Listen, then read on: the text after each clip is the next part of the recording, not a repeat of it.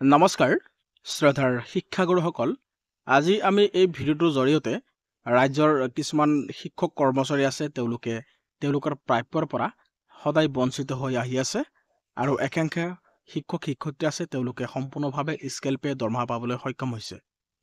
এতিয়া এই কথা যদি আমি এটা সুস্থিৰ মাইণ্ডেৰে আমি পৰ্যালোচনা কৰোঁ বিবেচনা কৰোঁ নিশ্চয় এই ডিফাৰেন্সসমূহ আমাৰ আগত ভাহি উঠে আৰু একেখনেই ৰাজ্যত বিভিন্ন কেটেগৰীৰ শিক্ষক সৃষ্টি কৰি শিক্ষকসকলৰ যি প্ৰাপ্য সেই প্ৰাপ্যৰ পৰা তেওঁলোকক বঞ্চিত কৰি ৰখা হৈছে।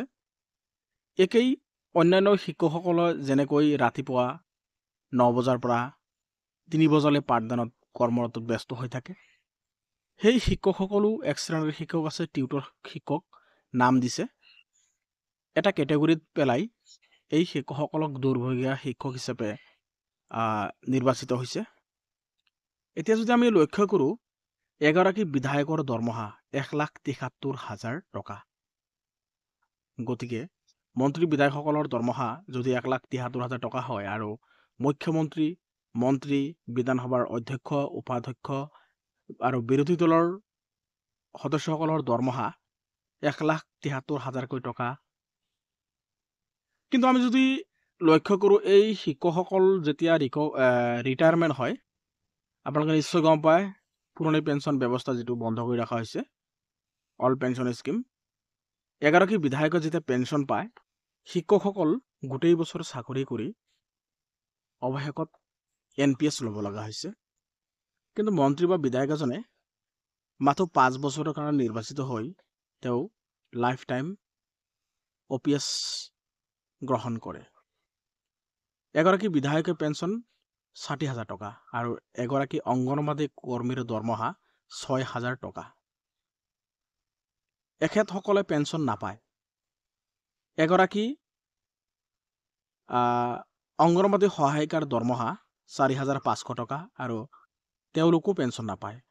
আমি যদি লক্ষ্য কৰোঁ এগৰাকী আশা কৰ্মীৰ মাহিলী পাৰিশ্ৰমিক 1,500 টকা, খুব বেছি 2,500 টকা আৰু এখেতসকলেও পেঞ্চন নাপায়। আৰু মধ্যাহ্ন ভোজনৰ এগৰাকী ৰান্ধনীৰ দৰমহা 833 টকা, তেওঁলোকেও পেঞ্চন নাপায়। আৰু ৰাজ্যৰ কিছুমান ভেঞ্চাৰ স্কুল আছে, এই ভেঞ্চাৰ স্কুলৰ পৰা চৰকাৰীকৰণ কৰা শিক্ষকসকলৰ দৰমহা 10,000 টকা 12,000 টকা।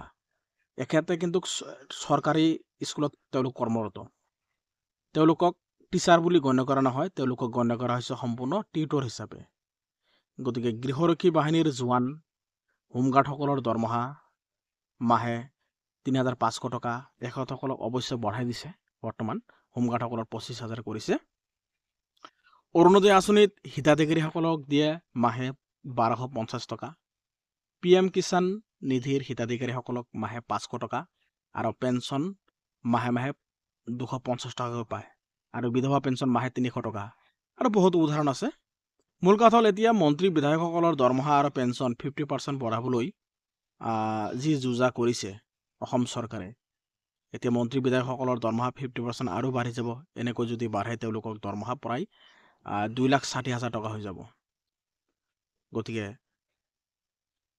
এই মন্ত্ৰী বিধায়কসকল 5 বছৰৰ কাৰণে নিৰ্বাচিত হৈ তেওঁলোকে পুৰণি পেঞ্চন ব্যৱস্থাটো গ্ৰহণ কৰিব আৰু এই মন্ত্ৰীসকলে কিন্তু কৈ থাকে পুৰণি পেঞ্চন ব্যৱস্থা চিষ্টেম ভাল নহয়, NPS ভাল। গতিকে তেওঁলোক কিয় NPSৰ আওতালৈ নাহে? গতিকে যদি ইমানেই ভাল নিশ্চয় তেওঁলোকো এই NPS গ্ৰহণ কৰিলে হয়। গতিকে টিউটৰসকলৰ লগত সদায় অন্যায় কৰি হৈছে আৰু এইবাৰ আকৌ এই টিউটৰ শিক্ষকসকলৰ মাজত দুটা কেটেগৰীত ভাগ কৰিছে। ৰাজ্যৰ 4,521 জন টিউটৰক বঞ্চিত কৰি 7,514 জনৰ মাননি বৃদ্ধি কৰাৰ প্ৰস্তাৱ লৈছে। অসম চৰকাৰৰ শিক্ষা বিভাগৰ পক্ষপাতিত্বত তীব্ৰ প্ৰতিক্ৰিয়াৰ সৃষ্টি হৈছে। মন্ত্ৰী বিধায়কৰ দৰমহা বৃদ্ধিৰ বিপৰীতে শিক্ষকৰ মাননি মাত্ৰ কিছুমান 10,000 কৈ ৰাখিছে। গতিকে এইটো এটা অন্যায়।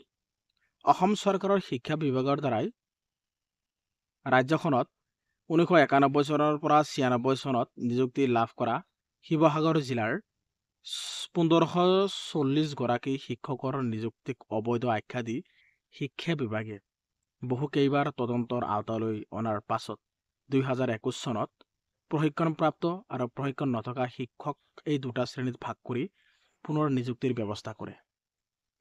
তাৰ পিছত শিক্ষামন্ত্ৰী তথা বৰ্তমানৰ মুখ্যমন্ত্ৰী হিমন্ত বিশ্ব শৰ্মাৰ শিৱসাগৰ জিলাৰ লগতে ৰাজ্যখনৰ বিভিন্ন প্ৰান্তত কৰ্মৰত হৈ থকা নিয়মীয়া অনিয়মীয়া শিক্ষকক দুটা শ্ৰেণীত বিভক্ত কৰি 2021 চনৰ জানুৱাৰী মাহত নিযুক্তি দিয়ে আৰু 2017 চনৰ প্ৰাদেশিকৰণ আইন অনুসৰি সেৱা প্ৰাদেশিকৰণৰ ভিত্তিত সুদীৰ্ঘ সময় ৰেগুলাৰ শিক্ষক ৰূপে কাৰ্যনিৰ্বাহ কৰি অহা এই শিক্ষকসকলক অনিয়মীয়া তালিকাভুক্ত কৰি একাংশ টিউটৰ হিচাপে নিযুক্তি প্ৰদান কৰে।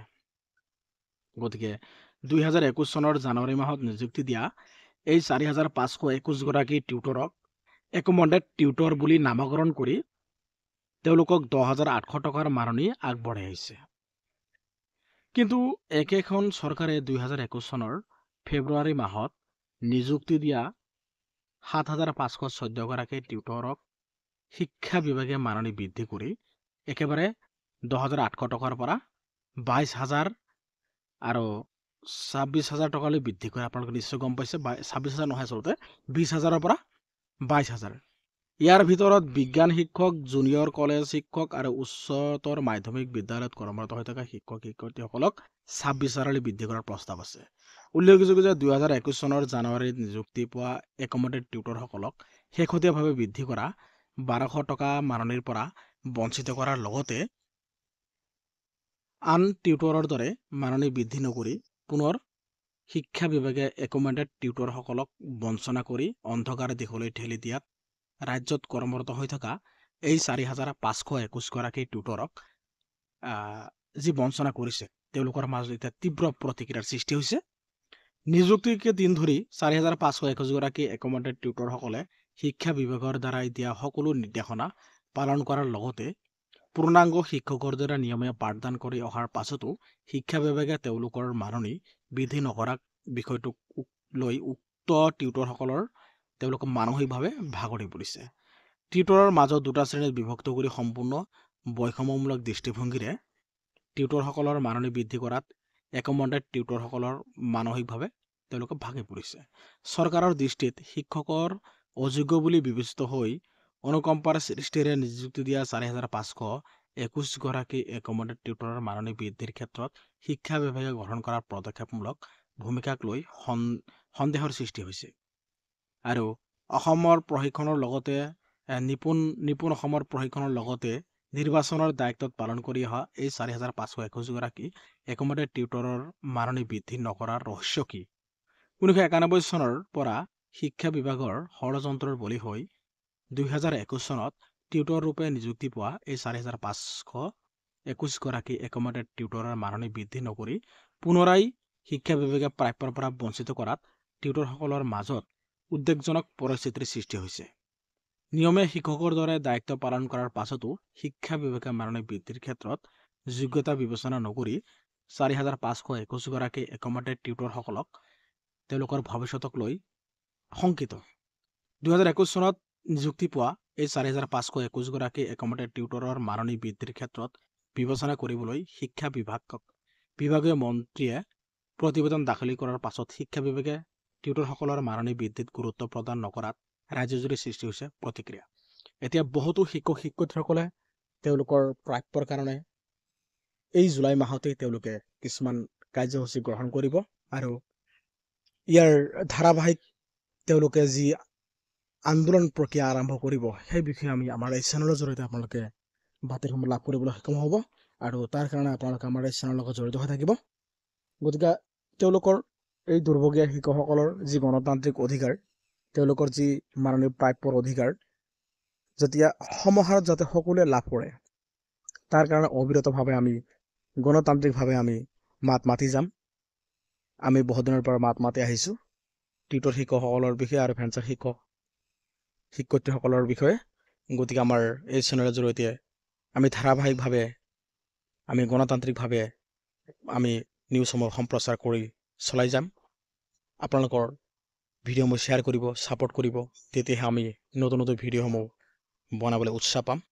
আজি ভিডিঅ'টো আমি ইমানতে সামৰি মাৰিব ওলাইছোঁ। শ্ৰদ্ধাৰ শিক্ষাগুৰুসকল, আপোনালোকৰ এই জুলাই মাহতেই যাতে বলিষ্ঠ পদক্ষেপ গ্ৰহণ কৰে আৰু এই বলিষ্ঠ পদক্ষেপে যাতে আপোনালোকৰ দাবীসমূহ মানিবলৈ বাধ্য হৈ পৰে, তাৰ কাৰণে আপোনালোকৰ কামত আপোনালোকে ব্যস্ত হৈ পৰক, তাৰে কামনা কৰি আজিলৈ এৰিছোঁ। পুনৰ লগ পাম।